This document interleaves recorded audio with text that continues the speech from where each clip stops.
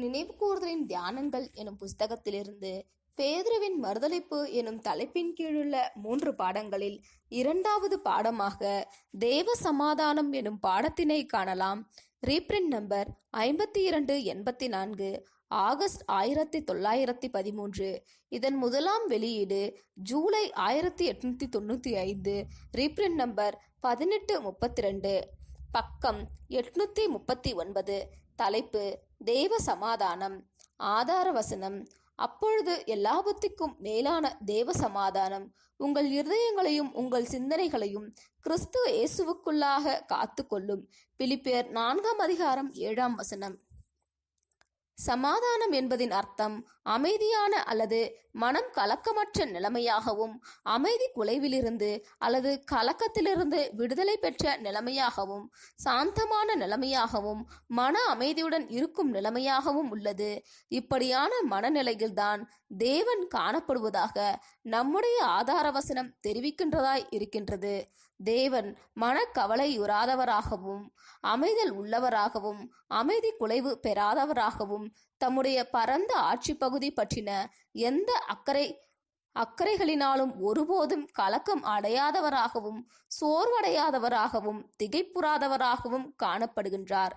எனினும் வேத வாக்கியங்கள் சுட்டிக்காட்டுகின்ற தேவனுடைய இந்த பூரணமான சமாதானத்திற்கான காரணம் அவரது பரந்து விரிந்து காணப்படும் ஆட்சி பகுதியில் எவ்விதமான ஒழுங்கீனங்களும் இல்லை என்பதாகவோ அல்லது அவர் விருப்பு வெறுப்பு அற்றவர் என்பதாகவோ இல்லாமல், மாறாக அவரது மகிமையான பண்புகள் பூரணமான சமநிலையில் காணப்படுவதனால் அவர் ஒட்டுமொத்த அண்ட சராசரத்தின் ராஜாவாக, தமது சூழ்நிலைகளை அடக்கி ஆளுபவராக காணப்படுகின்றார் என்பதே ஆகும். குழப்பமும் போரினுடைய புகை மேகத்தின் மத்தியில் மாபெரும் தளபதியாகிய கிராண்ட் மற்றும் நெப்போலியன் போன்றவர்கள் கொண்டிருந்த அமைதியையும் சாந்தத்தையும், தங்கள் உணர்வுகளை தாங்களே அமைதியுடன் கட்டுப்படுத்துவதையும் கண்டு நாம் வியந்திருக்கின்றோமா? அல்லது தேசிய குழப்பங்கள் மற்றும் ஆபத்துக்கள் மத்தியில் மாபெரும் ஆட்சி வல்லுநர்களாகிய கிளாஸ்டோன் அல்லது பிஸ்மார்க் போன்றவர்களும், அல்லது ஆபத்தான நேரங்களிலும் இடங்களிலும் திறமிக்க மருத்துவர்களும் இன்னும் மற்றவர்களும் தங்கள் உணர்வுகளை தாங்களே அமைதியுடன் கட்டுப்படுத்துவதையும் சாந்தத்தையும் அமைதியையும் கொண்டிருப்பதை கண்டு நாம் வியந்திருக்கின்றோமா? இவர்கள் அனைவரும் தேவனுடைய மனதை ஆண்டிடும் தன்னம்பிக்கை மற்றும் தனது உணர்வுகளை தாமே கட்டுப்படுத்துதல் ஆகியவற்றின் விளைவாக சமாதானத்திற்கான லேசான உதாரணங்களே ஆவார்கள். தேவன் ஒருபோதும் குழப்பம் அடைவதில்லை, திகைப்பதில்லை, தடுமாறி விடுவதில்லை, கவலைப்படுகிறதில்லை, அல்லது தமது திட்டங்கள் தோல்வியடைந்து விடுமோ என்றோ அல்லது தமது நோக்கங்கள் தோல்வியடைந்து விடுமோ என்றோ பயப்படுவதும் இல்லை. காரணம், அவரிடம் அனைத்து வல்லமையும் ஞானமும் காணப்படுகின்றது. எந்த ஒரு காரியத்தின் விஷயத்திலும் அது நிகழ்வதற்கான சாத்தியக்கூறுகளின் உச்சகட்டங்கள் வரை நோக்கி பார்க்கும் அளவுக்கு அவரது திறமிக்க அறிவு அல்லது ஞானம் காணப்படுகின்றது. மேலும் அவரது அறிவானது அனைத்து காரணங்களையும் புரிந்து கொள்ளுகின்றது மற்றும் சகல விளைவுகளையும் துல்லியமாய் உணர்த்துகின்றது.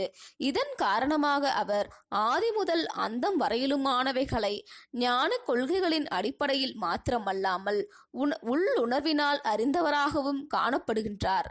சகலவற்றின் சிருஷ்டிகராக மற்றும் சகல பிரமாணங்களை தோற்றுவித்தவராக அவர் சரீரம் மற்றும் மனம் அறிவு சார்ந்த பிரமாணங்களை உடைய சிக்கலான நுட்பங்களுக்கு முழுமையாய் பழக்கப்பட்டவராக காணப்பட்டபடியினால் அவரது மனதிற்கு தெரிந்திராத தீர்வையுடைய எந்த பிரச்சனையும் எழும்புவதில்லை.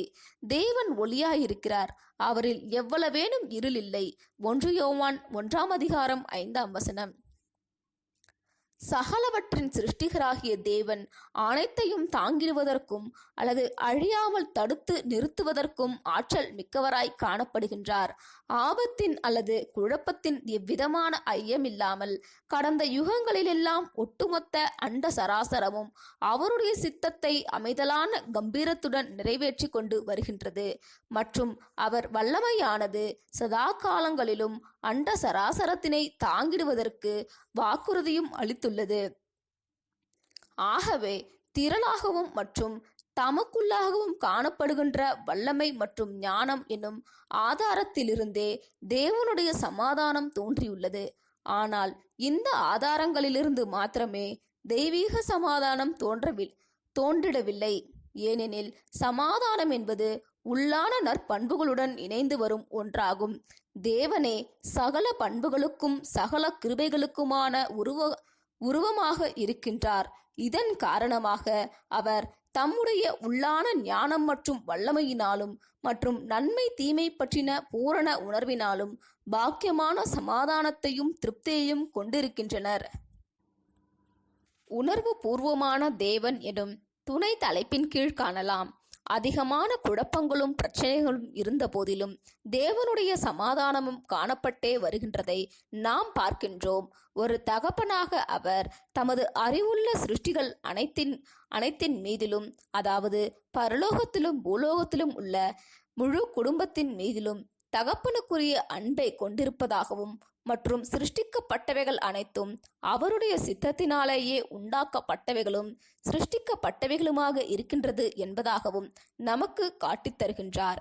எபேசியர் 3:14 வெளிப்படுத்தல் 4:11 அவர்களை அவர் தமது சாயலில் சிருஷ்டித்தார், அதாவது புத்திரர்கள் என அவர்களிடம் தாம் ஐக்கியமும் உறவும் கொண்டிருக்கவும் மற்றும் பிதாவென தம்மிடம் அவர்கள் ஐக்கியமும் உறவும் கொள்ளத்தக்கதாகவும் மற்றும் இப்படியாக பரஸ்பர உறவு மற்றும் ஐக்கியத்தின் காரணமாக சிருஷ்டிகளும் மகிழ்ச்சியும் சந்தோஷமும் இன்பமும் அடையத்தக்கதாகவும் அவர்களை தம்முடைய சாயலில், அதாவது அதே மனம் மற்றும் நன்னெறிந்த தன்மைகளில் சிருஷ்டித்தார். தேவனுடைய சாயலில் சிருஷ்டிக்கப்பட்ட காரியமானது ஒரே மனதின் தன்மைகளை மாத்திரம் உள்ளடக்குவதாக இராமல் இன்னுமாக குணலட்சணம் உருவாகுவது தொடர்புடைய விஷயத்தில் ஒரே மாதிரி சுயமாய் செயல்படும் விஷயத்தையும் உள்ளடக்குவதாக இருக்கின்றது. குணலட்சணத்தை வளர்த்து கொள்ளும் விஷயத்தில் சுயமாய் செயல்பட முடியாத சிருஷ்டி தேவனுடைய சாயலில் காணப்படாத சிருஷ்டியாக இருக்கும். குணலட்சணத்தை வளர்த்து கொள்ளும் நோக்கத்திற்காக நன்மையும் தீமையும் இரண்டுமே சிருஷ்டியின் முன் வைக்கப்பட வேண்டும். சிருஷ்டியானவன் நடவடிக்கைகள் சார்ந்த சராசரியான மற்றும் தவறான கொள்கைகளை உய்த்துணர வேண்டும். மேலும் நீதியானவைகளை சிருஷ்டியானவன் சுயமாய் தேர்ந்து கொள்வதன் விளைவாக உண்டாகும் நற்பண்புகளில் தேவன் பிரியமாய் இருப்பதை உணர்ந்து கொள்ளத்தக்கதாக சிருஷ்டியானவன் சுயமாய் செயல்படுத்துவதற்கு அல்லது தெரிந்து கொள்ளும்படிக்கு அனுமதிக்கப்பட்டுள்ளான். கபடற்ற குழந்தையினிடத்தில், சிசுவினிடத்தில் பூமிக்குரிய பெற்றோர் கொண்டிருக்கும் அன்பை போன்று இதனிலும் பலமானதுமாக புதிதாய் சிருஷ்டிக்கப்பட்டு கபடற்ற சிருஷ்டிகளாய் இருப்பவர்களிடத்தில் தேவனுடைய அன்பு காணப்படுவதினாலும் மற்றும் சிருஷ்டி வயதில் வளருகையில் அச்சிருஷ்டியின் மீதான அந்த அவருடைய அன்புடன் கூடிய அக்கறையும் கவனமும் குறைந்து போகாமல் மாறாக கொள்கைகளுடைய மற்றும் நீதியின் கனிகளுடைய வளர்ச்சியினை ஆர்வமாய் கவனிப்பதாலும் பூமிக்குரிய பெற்றோர்களைப் போலவே தேவனும் சுயாதீனமுள்ள அறிவுடைய தமது சிருஷ்டிகள் சரியான போக்கையோ அல்லது தவறான போக்கையோ தெரிந்து கொள்ளும் போது மகிழ்ச்சியையோ அல்லது வேதனையையோ அனுபவிக்கின்றார். இது தொடர்புடைய விஷயத்தில் அவரது தகப்பன்துவம் பற்றின உண்மையை வைத்து நாம் நியாயமாக கணித்த விஷயங்களினால் மாத்திரம் முழுமையாக உறுதிப்படுத்தப்படாமல் இன்னுமாக அவருக்கு வெறுப்பாகவும் விசனமாகவும் அருவருப்பாகவும் சில விஷயங்கள் இருப்பதாகவும் அவைகள் அவருக்கு பிரியமாய் இருப்பதில்லை என்பதாகவும் அவைகளுக்கு எதிராக அவருக்கு கோபம் தீவிரமாய் காணப்படுகின்றது என்பதாகவும் அவைகளை உடையவர்களை அழித்து போடும் அளவுக்கு அவரது சினமும் கோபமும் தீவிரமாய் காணப்படுகின்றது என்பதாகவும் கூறும் வேத வாக்கியங்களினாலும் நாம் மேற்கூறிய காரியங்களில் முழுமையாய் உறுதியடைகின்றோம். இன்னும் மற்ற சில வேத வாக்கியங்களானது அவர் நீதியின் கொள்கைகளிலும் அவைகளுக்கு கீழ்ப்படுகிறவர்களிடத்திலும் பிரியமும் மகிழ்ச்சியும் சந்தோஷமும் கொள்வதாக தெரிவிக்கின்றது. அதாவது வேதனைக்கு எதிரான இன்ப உணர்வுகளையும் அவர் கொண்டிருப்பதாக வேத வாக்கியங்கள் தெரிவிக்கின்றன. வலியும் மகிழ்ச்சியும் ஒரே உணர்வுகளின் இரக்கமும் ஏற்றமுமாக இருக்கின்றது என்று கருதப்படலாம். தெய்வீக மனம் பற்றின இந்த வெளிப்பாடுகள் அனைத்தும் தெய்வீகமானவர் உணர்வுகள் உடையவர் என்பதை தெளிவாக சுட்டிக்காட்டுகின்றது. மற்றும் மனிதன் தேவனுடைய சாயலில் சிருஷ்டிக்கப்பட்டுள்ளபடியால் நாம் உணர்வுகளுடைய சுபாவம் உள்ளவர்கள் என்பதை வைத்தே தெய்வீகமானவரும் உணர்வுகள் உடையவர் என்பதை நிதானித்து கொள்ளலாம். அன்புக்குரியவர்களே, தேவன் உணர்வுகள் அற்றவர் அல்ல. அவர் வேதனை மற்றும் மகிழ்ச்சி என்னும் உணர்வுகளின் விஷயத்தில் உணர்விழந்தவர் அல்ல. மாறாக அவரது குணாதிசயங்கள் இயல்புகள் முழுமையாய் சமநிலையில் காணப்படுவதின் காரணமாக வேதனையான அல்லது ஆனந்தமான சூழ்நிலைகளிலும் அனைத்து சூழ்நிலைகளிலும் சீரான சமாதானம் தக்கவைக்கப்படுகின்றது. கண்களுக்கு புலப்படுகின்ற பிரச்சனைகள் தேவனுடைய சமாதானத்தை குலைத்து போடுவதில்லை எனும் துணை தலைப்பின் கீழ் காணலாம். இந்த ஒரு கருத்தை மனதில் கொண்டவர்களாக பிரமிக்கத்தக்கதான தேவனுடைய சமாதானமானது நிரந்தரமாய் தக்க வைக்கப்படுகின்ற சூழ்நிலைகளை குறித்து பார்க்கலாம். தேவனுடைய சகல சிருஷ்டிப்பின் கிரியைகளில் காணப்படும் ஆழமான அவரது திட்டங்கள் நிறைவேறுவதற்கு நீண்ட யுகங்கள் தேவையாய் இருக்கின்றது. யுகங்களின் ஊடே அவரால் தன்னுடைய மகிமையின் திட்டத்தின் வாயிலாக நீதியில் ஸ்திரப்படுத்தப்பட்டு மற்றும் தமது ஈவாகிய நித்திய ஜீவனுக்கு பாத்திரமான நிலைமையிலும் தம்முடைய சாயலிலும் இறுதியில் அறிவுள்ள சிருஷ்டிகள் காணப்படுவதை பார்த்திட முடிந்தது. இன்னுமாக சிருஷ்டிகளுக்கும் இடையிலான பரஸ்பர மகிழ்ச்சியும் கூட தமது திட்டத்தின் வாயிலாக ஏற்பட போவதை யுகங்களின் ஊடே அவரால் பார்க்க முடிந்தது. ஆகவே அந்த மகிமையான நிறைவேறுதலுக்காக காத்திருப்பதற்கென அவர் சமாதானத்துடன் கூடிய பொறுமையுடன் உறுதி கொண்டு காணப்பட்டார். திட்டங்கள் நடைபெற்று கொண்டிருக்கையில் மற்றும் காலங்கள் கடந்து போய் கொண்டிருக்கையில் அவருடைய சிருஷ்டிகளுக்கு கொடுக்கப்பட்டதான சுயாதீனம் சிலரால் தவறாய் பயன்படுத்தப்பட்டது நிமித்தம் அந்த சிலர் பொல்லாப்பான குணங்களை வளர்த்தி கொண்டவர்களானார்கள்.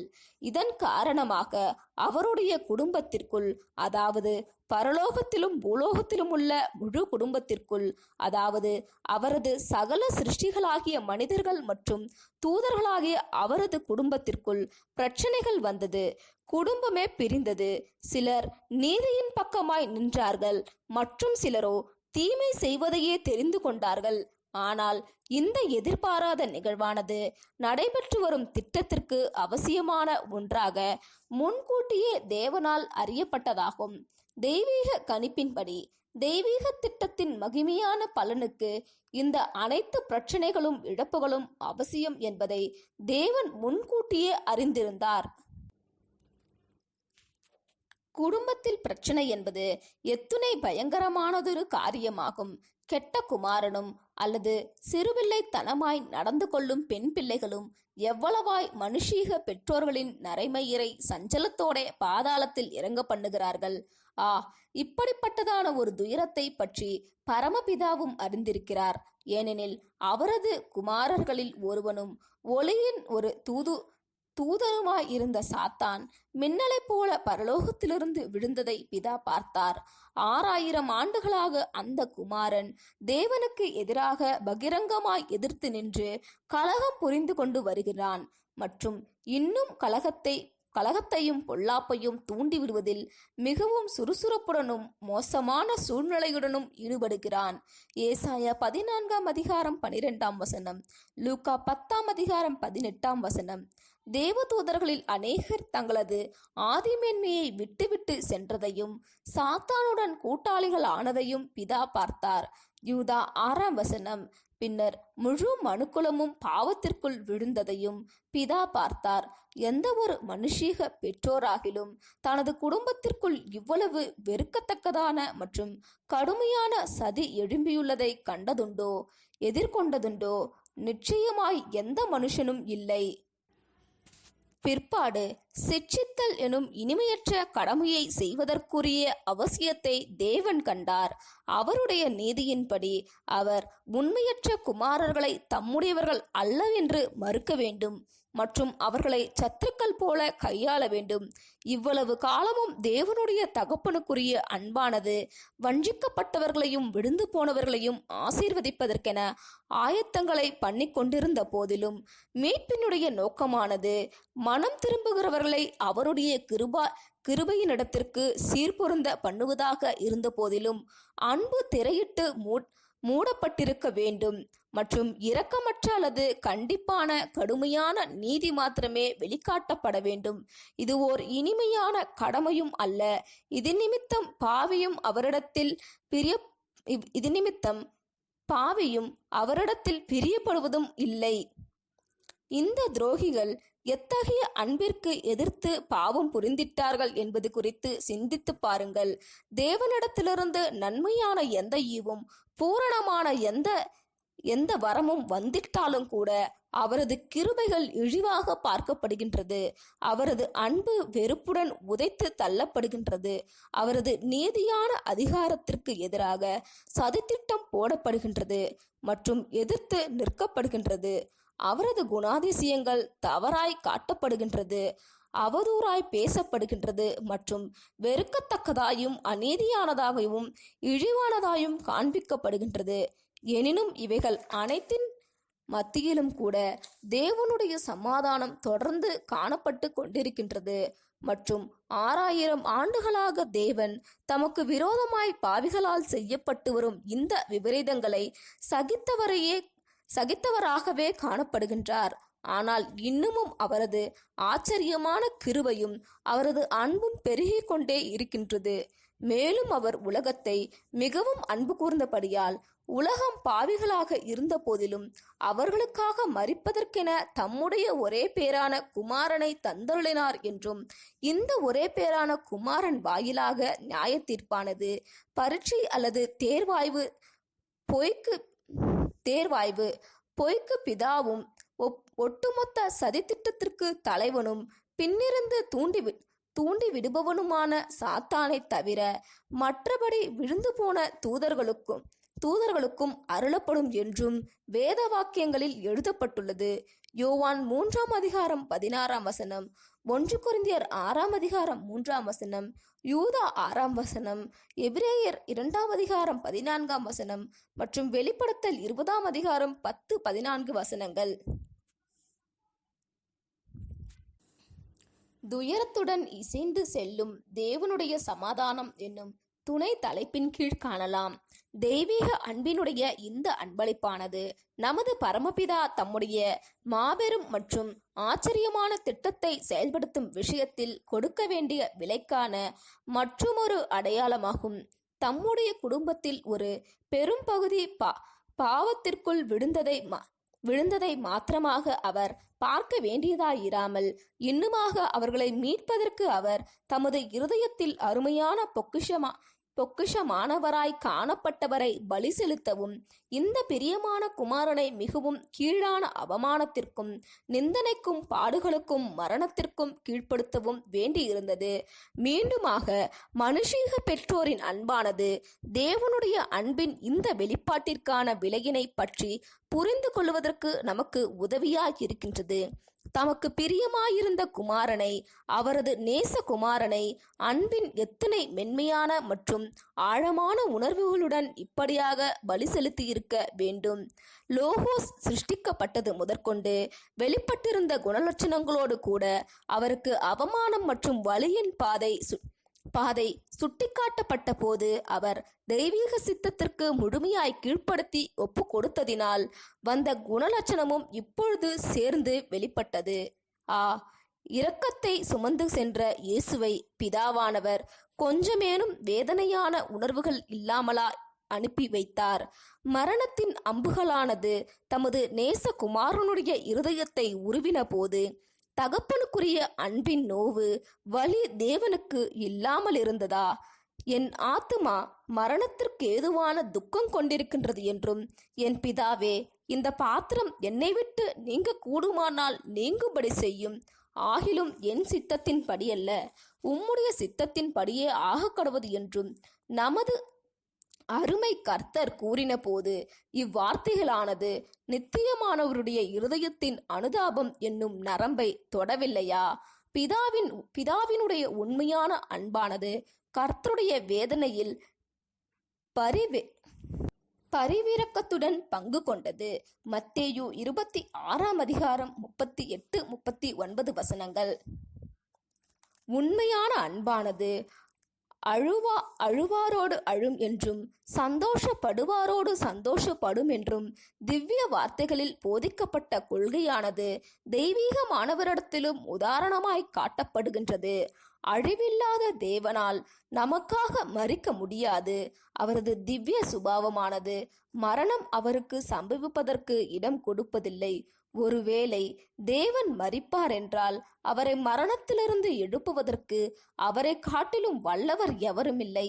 ஆகவே அனைத்து சிருஷ்டிகளும் அதிகாரி இல்லாமல் விடப்பட்டிருக்கும் மற்றும் அழியும் சீர்குலைவுமே தொடர்ந்திருக்கும். ஆனால் தேவனால் தம்முடைய அன்புக்குரிய தகப்பனுக்குரிய சுபாவத்தில் மிகுந்த வலியுடன் தம்முடைய இருதயத்திற்கு அருமையான பொக்கிஷத்தை பலி செலுத்திட முடியும் மற்றும் செலுத்தவும் செய்தார்.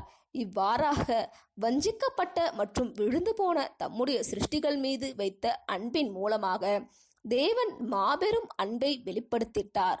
1 யோவான் 4:9 ஒருவேளை இந்த பலியானது அவருக்கு எந்த வலியையும் இழப்பையும் கொடுக்கவில்லை எனில், ஒருவேளை இம்மாதிரியான பலியின் ஒரு சந்தர்ப்பத்தில் அவருடைய மனதில் எவ்விதமான வலியின் உணர்வு ஏற்படுவது சாத்தியமற்றதெனில், அப்போது அவரது குமாரனை அவர் தந்திட்டதானது அவரின் அன்பின் வெளிப்படுத்துதலாக இருக்காது. ஏனெனில் இழப்புகள் இல்லாத எதுவும் எதையும் வெளிப்படுத்துகிறதும் இல்லை. பிதா பல யுகங்களாக மிகவும் பொறுமையுடன் தம்முடைய குணலட்சணம் தவறாய் காட்டப்பட்டதை சகித்து வந்த காரியத்திற்காக நமது கர்த்தர் இயேசுவும் தமது மாபெரும் அனுதாபத்தை வெளிப்படுத்தினார்.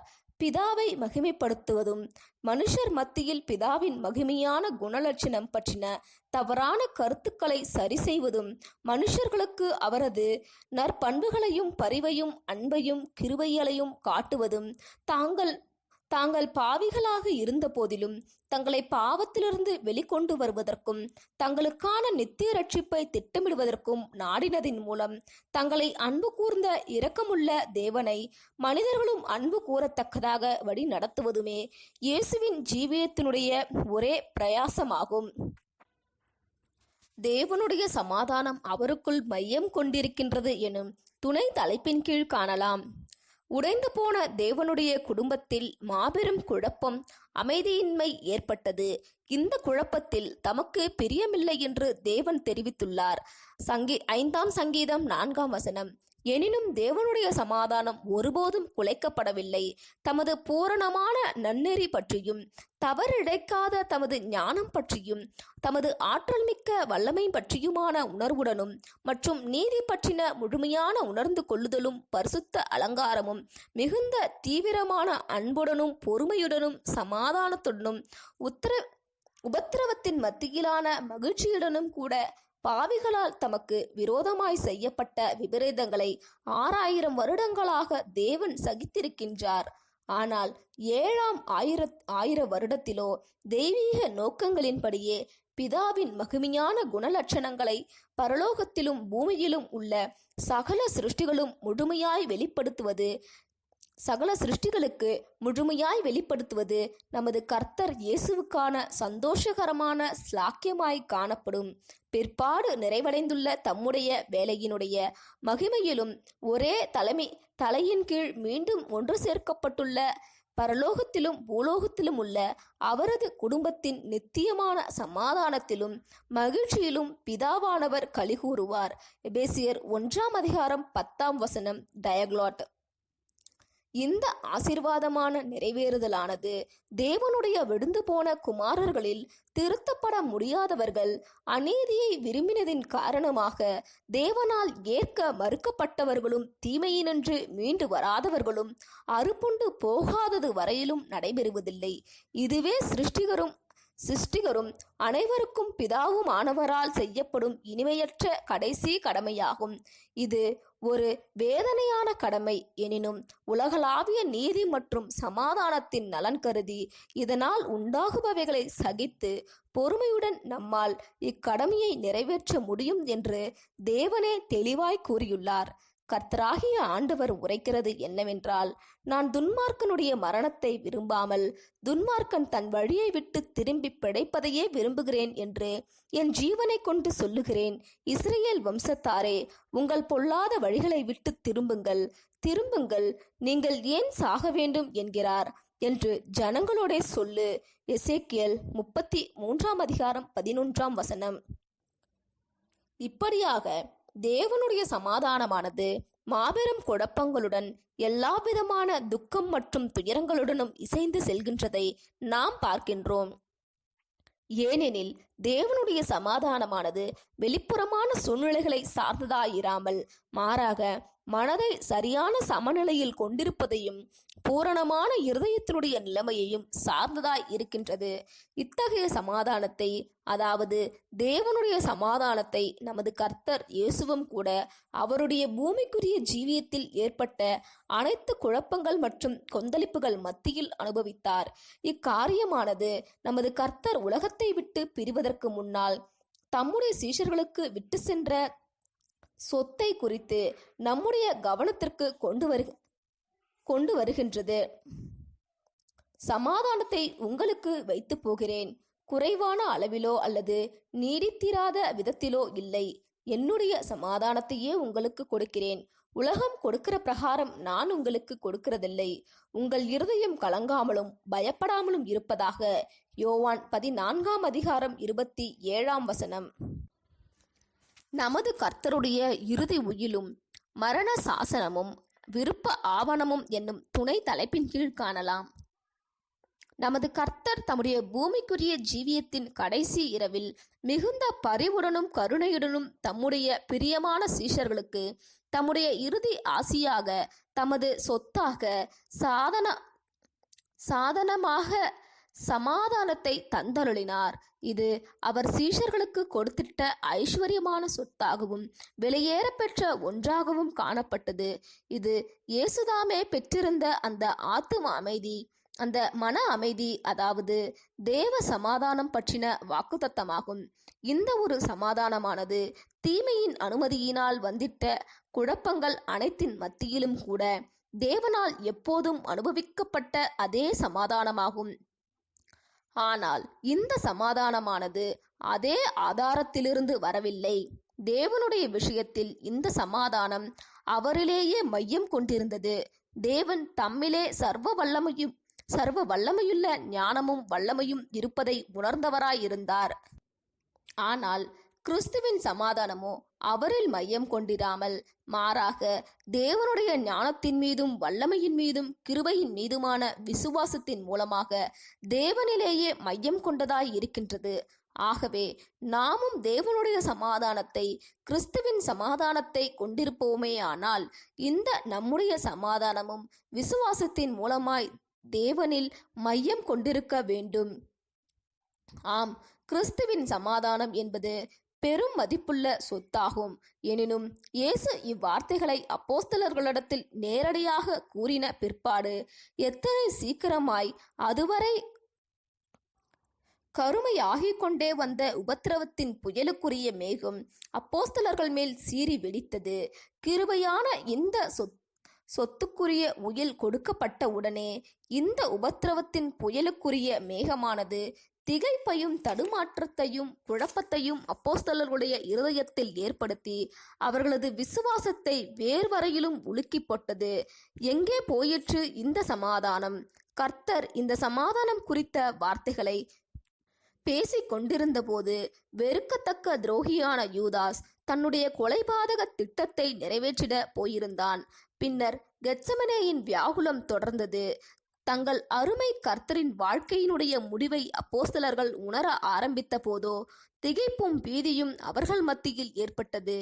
இன்னுமாக பிலாத்துவின் அரண்மனையிலும் ஏரோதின் அரண்மனையிலும் கர்த்தர் தம்மேல்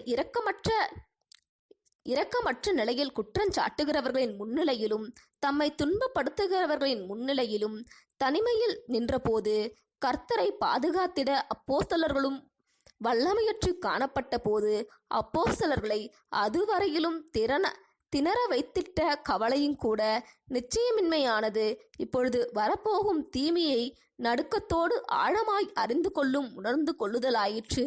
பிற்பாடு சோகமான முடிவாகிய சிலுவையில் அறையப்படுதல் எனும் பேரச்சங்களுக்குரிய நிகழ்வுகள் வந்தன. எங்கே போயிற்று அந்த சமாதானம் எனும் துணை தலைப்பின் கீழ் காணலாம். இப்படியான ஒரு சந்தர்ப்பத்தில் வாக்களிக்கப்பட்ட சமாதானம் எங்கே போயிற்று? அப்போஸ்தலர்கள் பயத்தினாலும் திகிலினாலும் மேற்கொள்ளப்பட்டு கர்த்தரை தனிமையில் விட்டுவிட்டு ஓடி போன போது மற்றும் பேதுரு கர்த்தரை காப்பாற்ற ஆவல் கொண்டிருந்த போதிலும் பயத்தினால் நிரம்பியிருந்ததின் காரணமாக இயேசுவை 3 தரம் மறுதலித்த போதும் கர்த்தரை தெரியாது என்று கூறி சபித்த போதும் எங்கே போனது அந்த வாக்களிக்கப்பட்ட சமாதானம்? சமாதானம் இன்னும் வரவில்லை என்பதே பதிலாகும். ஏனெனில் அப்போஸ்தலர் பவுல் குறிப்பிடுவது போன்று, ஏனென்றால் எங்கே மரண சாசனம் உண்டோ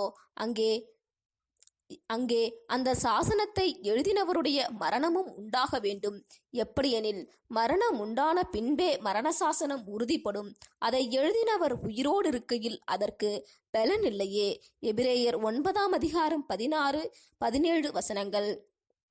ஆனால் சோகமான சம்பவம் முடிவடைந்து எல்லாம் முடிந்தது என்னும் கூக்குரல் அப்போஸ்தலர்களுடைய ஆவலுள்ள காதுகளில் விழுந்திருக்கும் போது அது வினோதமாயிருப்பினும் அவர்களுடைய துயரப்பட்டு கொண்டிருக்கும் இருதயத்திற்குள் சமாதானம் புகுந்திருக்க வேண்டுமென்பது உறுதியே. இருண்ட வானங்களும் அதிரும் பூமியும் பிளந்த கண்மலைகளும் கெடுந்து போன ஆலயத்தின் திரைச்சிலையும் இவைகள் அனைத்தும் உலகத்தினால் அடைய முடியாத ஆறுதலின் ஒரு செய்தியை அப்போஸ்தலர்களுக்கு சீஷர்களுக்கு தெரிவித்ததாய் இருந்தது. இயேசுவின் கொலை குற்றத்தில் பங்கு கொள்ளும் யூதர்களும் புறஜாதியாருமான உலகத்திற்கு இச்சம்பவங்களின் பொருளானது அவர்களுக்கு எதிரான தெய்வீக கோபாக்கினையும் கோபமுமாகும்.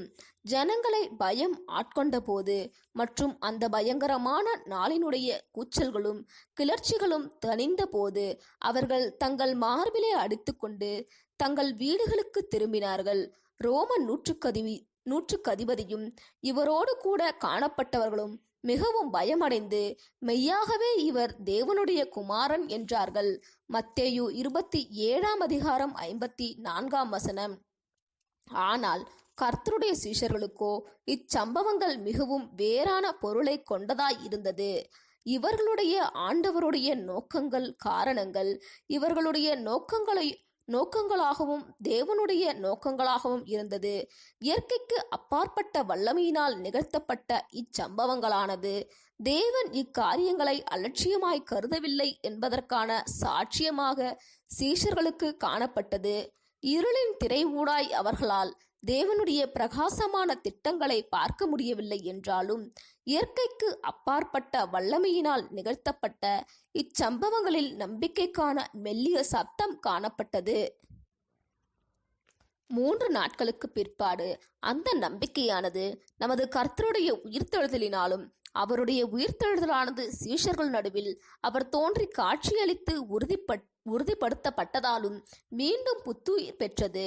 மீண்டுமாக 40 நாட்களுக்கு பிற்பாடு அந்த நம்பிக்கையானது அவர் இறுதி ஆலோசனையை வழங்கி மற்றும் ஆசீர்வாதம் அருளி மற்றும் திரும்பி வருதல் குறித்து வாக்குத்தத்தம் பண்ணி மற்றும் பிதாவினால் வாக்களிக்கப்பட்டுள்ள தேற்றரவாளனாகிய புத்திர சுவிகாரத்தின் பரிசுத்த ஆவியை அவர்கள் பெற்றுக்கொள்ளுவது வரையிலும் அவர்கள் எருசலேமிலே தங்கியிருக்கும்படியாக அறிவுரைகளை வழங்கின பிற்பாடு அவர் பரமேறினது காரணமாக பலப்படுத்தப்பட்டது.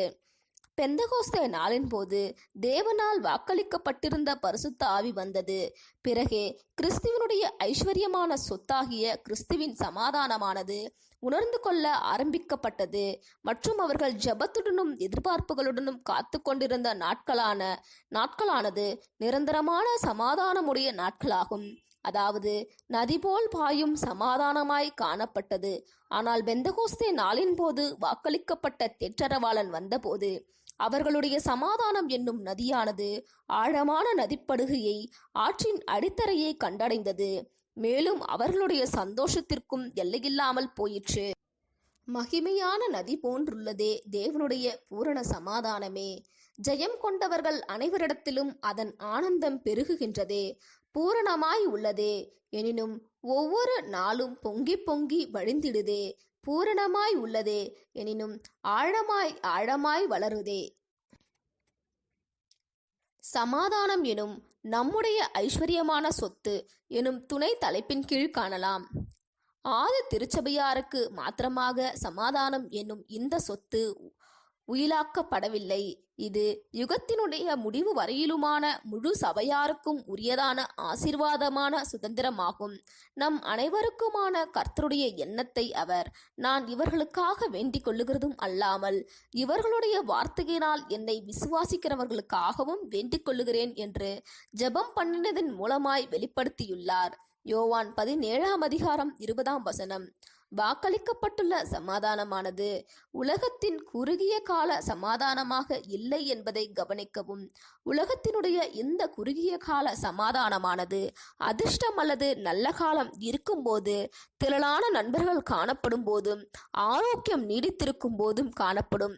ஆனால் தரித்திரம் உள்ளே வரும்போது, நண்பர்கள் கைவிட்டு செல்லும் போதும், ஆரோக்கியம் பாதிக்கப்படும் போதும், மரணமானது நம் இருதயத்திற்கு அருமையானவர்களை திருடிச் செல்லும் போதும் இந்த குறுகிய கால சமாதானம் மறைந்து போய்விடும். கிறிஸ்து ஐஸ்வர்யவானாக இருந்த போதிலும் நம் நிமித்தம் தரித்திரரானார். அவர் தம்முடைய நண்பர்களை ஒன்றன் பின் ஒன்றாக இழந்தார். அவரது இறுதி வேளையில் அவருக்கு இருந்த கொஞ்சமானவர்களும் அவரை விட்டு போய்விட்டார்கள். விசுவாசத்தின் காரணமாக கிறிஸ்துதாமே அனுபவித்திட்ட சமாதானமானது இழப்புகளின் மத்தியிலும், துன்புறுத்தல்களின் மத்தியிலும், ஏளனங்களின் மத்தியிலும், இகழ்ச்சிகளின் மத்தியிலும், சிலுவையினுடைய பலிகளின் மத்தியிலும் சகித்து காணப்பட்டது. இந்த ஒரு சமாதானத்தை தற்கால ஜீவியத்தின் எந்த காரியங்களினாலும் சூழ்நிலைகளினாலும் அழித்திட முடியாது. மற்ற எந்த சத்ருவும் இந்த சமாதானத்தை நம்மிடமிருந்து திருடவும் முடியாது. எத்தனை ஐஸ்வர்யமான சொத்தை கர்த்தர் தம்முடைய பிரியமான ஜனங்களுக்கு விட்டு சென்றிருக்கின்றார். ஒருவேளை கர்த்தர் இயேசு தமது பூமிக்குரிய ஜீவியத்தின் போது பணத்தை சம்பாதித்து சேர்த்து கொள்ளத்தக்கதாக தம்முடைய சக்தியை எல்லாம் பிரயோகித்தார் என்று வைத்துக் கொள்ளுங்கள். ஒருவேளை இப்படியாக அவர் செயல்பட்டு தாம் சீஷர்களை விட்டு பிரியும் போது சுவிசேஷத்திற்குரிய மாபெரும் வேலையினை நடத்தும்படிக்கு திரளான பணங்களை சீஷர் வசத்தில் விட்டு சென்றார் என்று வைத்துக் கொள்ளுங்கள்.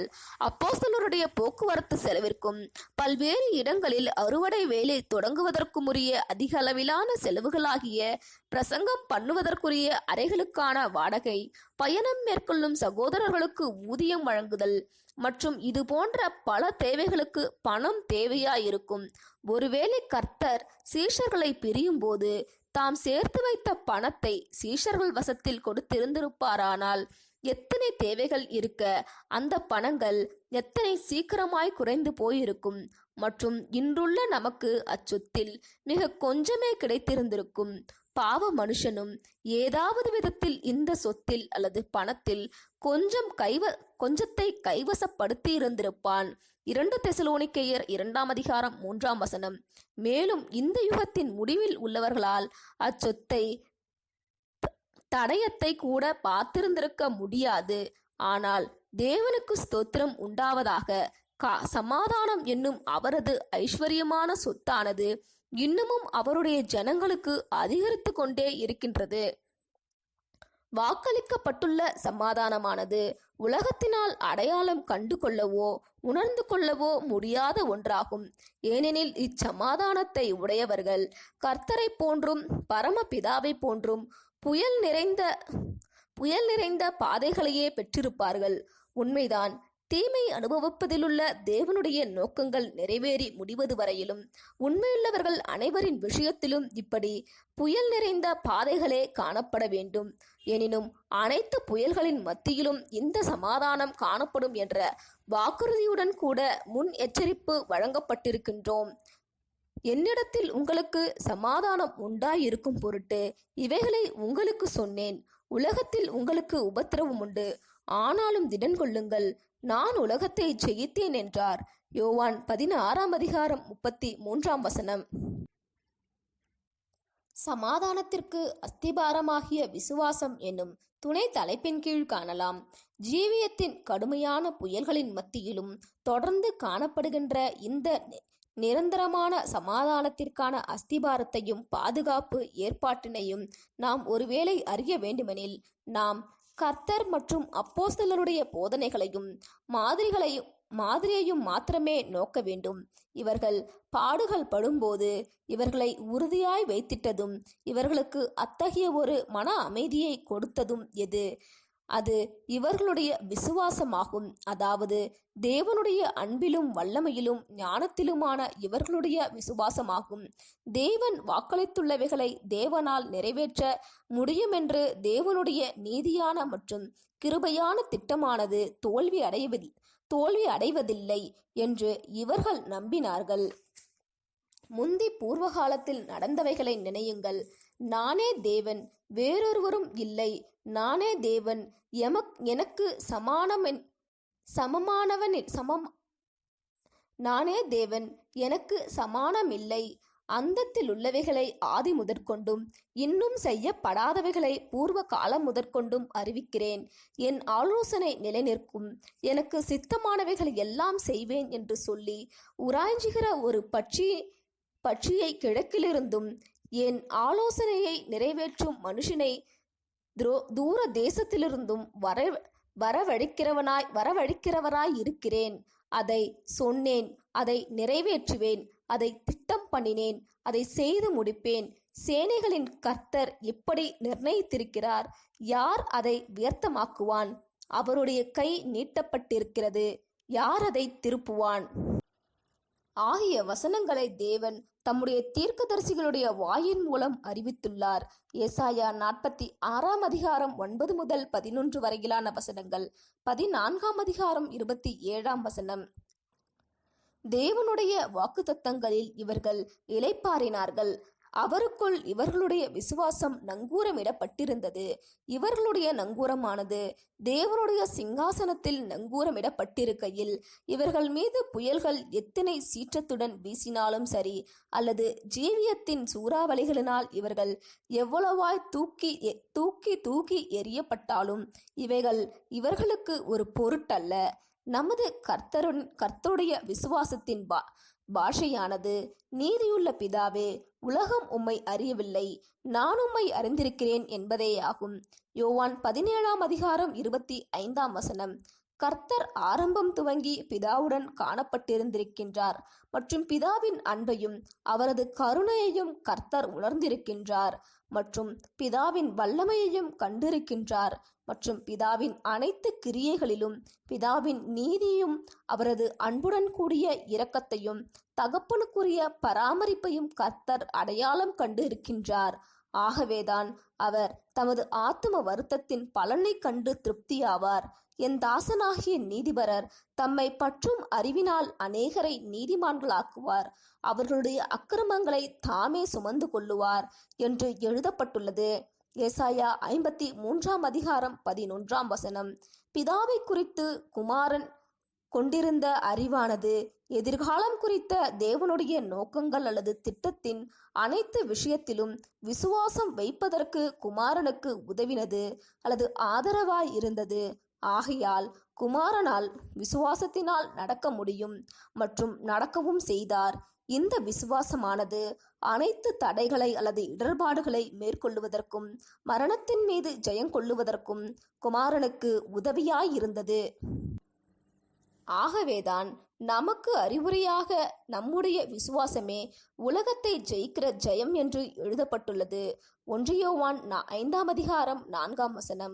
அதாவது தேவன் மீதுள்ள விசுவாசம், அதாவது நமது கர்த்தரால் பிதாவை குறித்து கொடுக்கப்பட்ட சாட்சியின் மீதான விசுவாசமே ஜெயிக்கும். மீண்டுமாக, விசுவாசமில்லாமல் தேவனை பிரியப்படுத்துவது கூடாத காரியம் என்றும் எழுதப்பட்டுள்ளது. உறுதியான அசைவுறாத விசுவாசத்தின் மூலமாய் மாத்திரமே தேவ சமாதானமானது கிறிஸ்துவின் சமாதானமானது அவருடைய ஜனங்களில் நிலைத்திருக்கும். கர்த்தர் சீஷருடன் காணப்பட்ட போது, கர்த்தரில் பிதாவின் வெளிப்படுத்தலை சீஷர்கள் கண்டபோது அவர்களுடைய விசுவாசம் பலமாயிருந்தது மற்றும் அவருக்குள் அவர்கள் சமாதானம் கொண்டிருந்தனர். மற்றும் இதனாலேயே நான் அவர்களுடனே கூட உலகத்தில் இருக்கையில் அவர்களை உம்முடைய நாமத்தினாலே காத்து கொண்டேன் என்று கர்த்தர் கூறினார். யோவான் 17:12. ஆனால் அவர்களை விட்டு கர்த்தர் பிரிந்து போன பின்னரே அவர்களுடைய விசுவாசமானது தேவனில் நங்கூரமடைந்தது. பெந்தகோஸ்தேவிற்கு பிறகு அவர்கள் கிறிஸ்து அனுபவித்த அதே சமாதானத்தை அனுபவித்தார்கள். அதாவது தாங்கள் ஒருவேளை மீட்பருடைய அடிச்சுவடுகளை பின்தொடருவதில் உண்மையாய் காணப்பட்டார்களானால், தங்களை தேவன் குமாரர்களென சுதந்திரர்களென கிறிஸ்துவுடன் உடன் சுதந்திரர்களென அங்கீகரிப்பார் என்ற உண்மையை பற்றின அறிவின் காரணமாக ஆசீர்வாதமான சமாதானம் அவர்களுக்கு கடந்து வந்தது. அசைவுறா விசுவாசத்தை வளர்த்துதல் எனும் துணை தலைப்பின் கீழ் காணலாம். இதுவும் நம்முடைய சமாதானத்திற்கான அஸ்திபாரமாகும். ஜீவியத்தின் சூறாவளிகள் எவ்வளவுதான் நம்மை தாக்கினாலும் நம்முடைய நங்கூரத்தை நாம் ஒருபோதும் கைவிடக்கூடாது. நாம் காற்றுப்போக்கில் இழுத்து செல்லப்படுவதற்கு அனுமதிக்க கூடாது. மாறாக தேவனுடைய உறுதியான அஸ்திபாரம் நிலைத்திருக்கிறது என்றும், அவருடைய சத்தியம் நமக்கு பரிசையும் கேடகமுமாய் இருக்கிறது என்றும், நமக்கு மனுஷீக பூரணமின்மைகளும் வலுவின்மைகளும் காணப்பட்டாலும் கூட தேவன் வாக்களித்துள்ளவைகளை அவர் நிறைவேற்றிட வல்லவராய் இருக்கின்றார் என்றும், நம்முடைய மனுஷீக பூரணமின்மைகளை மூடுவதற்கு நமக்கு பரிந்து பேசுபவரும் நமக்கு மீட்கும் பொருளாகவும் இருக்கும் கிறிஸ்துவினால் தரிப்பிக்கப்படும் நீதி காணப்படுகின்றது என்றும், பிதாதாமே நம்மை சிநேகிக்கின்றார் என்றும், அவர் நம்முடைய உருவம் இன்னதென்று அறிந்துள்ளபடியால் அவர் தம்முடைய குமாரரிடத்தில் இரக்கமும் அன்பும் கொண்டிருக்கின்றார் மற்றும் மிகுந்த அனுதாபமும் மிகுந்த இரக்கமும் கொண்டிருக்கின்றார் என்றும் நாம் எப்பொழுதும் நினைவு கூற வேண்டும். 103 சங்கீதம் 14. 2 தீமோத்தேயு 2:19. யோவான் 16:27. 91 சங்கீதம் 4. பலியினுடைய இடுக்கமான பாதையின் சோதனைகள் மற்றும் போராட்டங்கள் மத்தியில் பொறுமையாய் சகிக்கத்தக்கதாக நம்முடைய இருதயங்களை பலப்படுத்திடவும் உறுதிப்படுத்திடவும் மற்றும் நம்முடைய விசுவாசத்தை உறுதிப்படுத்திடவும் தேவனால் நமக்கு கூறப்பட்டவைகளிலும் அதிகமாய் வேறு என்ன தேவனால் சொல்லக்கூடும்? கிறிஸ்தவன் தனது விசுவாசத்தின் நங்கூரத்தை விட்டுவிடுவது, அதாவது தற்காலிகமாக கூட அதன் பிடியை விட்டுவிடுவது என்பது அவனது சத்துருக்களின் முன்னிலையில் அவனுக்கு மிகுந்த பாதிப்பை ஏற்படுத்தும். இப்படியாக அவன் கன நேரம் விட்டு விடுவானானால் இருள் அவனை சூழ்ந்து கொள்ளும். அவனால் பிதாவின் முகத்தினுடைய பிரகாசத்தை பார்க்க முடியாது. ஏனெனில் விசுவாசம் இல்லாமல் தேவனை பிரியப்படுத்துவது கூடாத காரியம். மேலும் அவன் நங்கூரத்தை மீண்டும் பிடித்திட போராடுகையில் இருளின் வல்லமைகளானது பயங்களினாலும் சந்தேகங்களினாலும் அவனை கடுமையாய் தாக்குகின்றன. இந்த தாக்குதல்களானது அவனது மனுஷீக பூரணமின்மைகள் பற்றின பயங்கள் சந்தேகங்களாகவே பொதுவாக காணப்படுகின்றது. ஆனால் இந்த மனுஷீக பூரணமின்மைகளானது கிறிஸ்துவின் நீதி என்னும் வஸ்திரத்தினால் மூடப்பட்டுள்ளது என்பதை அவர் எப்போதும் மனதில் கொண்டிருக்க வேண்டும். தேவ சமாதானம் நம்முடைய இருதயங்களை ஆள வேண்டுமெனில் நாம் நம்முடைய நங்கூரத்தின் பிடியை ஒருபோதும் விட்டுவிடக் கூடாது. மற்றும் சாத்தானுடைய கடுமையான தாக்குதல்களானது நம்முடைய தைரியத்தை நலிந்து போக பண்ணுவதற்கு நாம் அனுமதித்திடவும் கூடாது. அவர் என்னை கொன்று போட்டாலும் அவர் மேல் நம்பிக்கையாய் இருப்பேன் என்பதே நம்முடைய இருதயங்களுடைய வார்த்தைகளாக இருக்க வேண்டும். இந்த ஒரு விசுவாசம் காணப்படும் போது தேவ சமாதானம், அதாவது ஆண்டவரால் நமக்கு சொத்தாக கொடுக்கப்பட்ட சமாதானமானது என்றென்றும் நிலைத்திருக்கும்.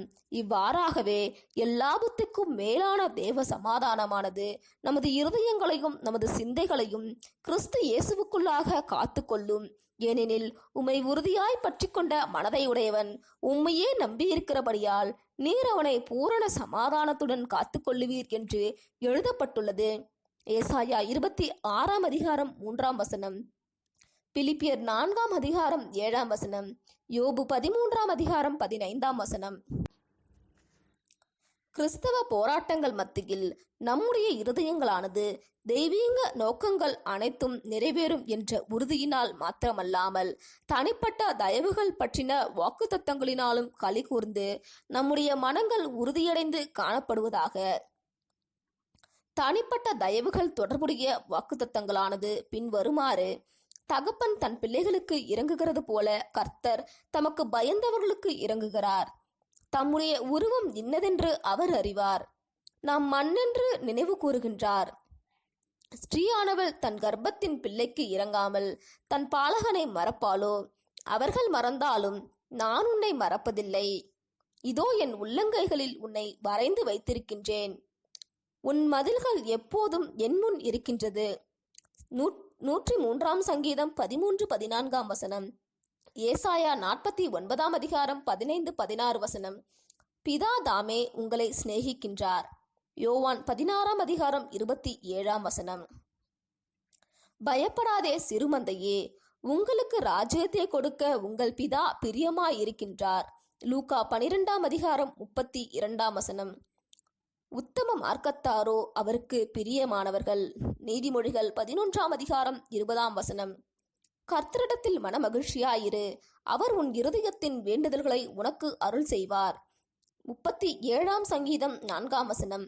ஆம், புயல் மற்றும் சூறாவளியின் மத்தியிலும் கூட தேவ சமாதானத்தை அருள் செய்வார். ஆமேன்.